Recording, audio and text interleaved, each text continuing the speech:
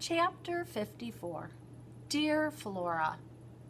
The kitchen was dark, lit only by the light above the stove.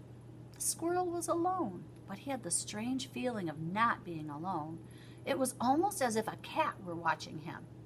Had Mr. Klaus tracked him down? Was he hiding in the shadows, waiting to exact his revenge? Cat revenge was a terrible thing. Cats never forgot an insult, never.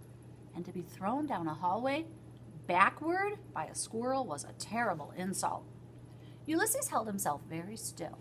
He put his nose up in the air and sniffed, but he didn't smell cat.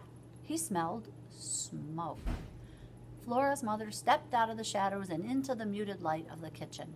"So," she said, "I see you helped yourself to my typewriter again.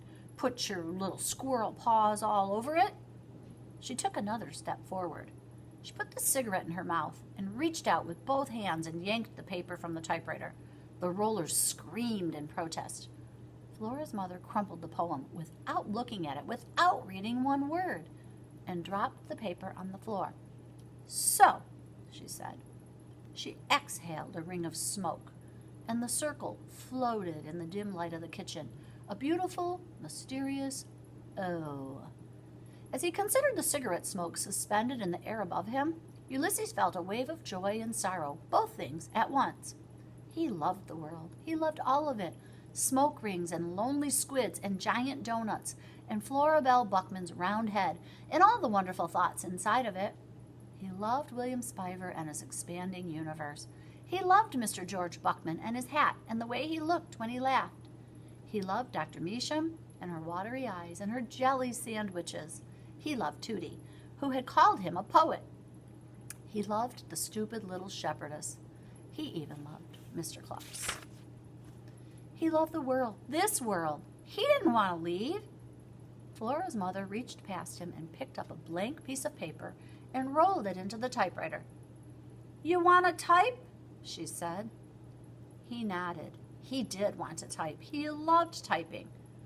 "Okay, let's type. You're going to type what I say."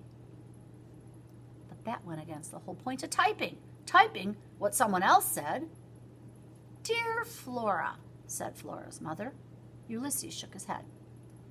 "Dear Flora," said Flora's mother again in a louder, more insistent voice. Ulysses looked up at her. Smoke exited her nostrils in two thin streams. "Do it," she said. Slowly, the squirrel typed the words, "Dear Flora," and then, stunned into a dumb willingness, he typed every terrible, untrue word that came out of Phyllis Buckman's mouth.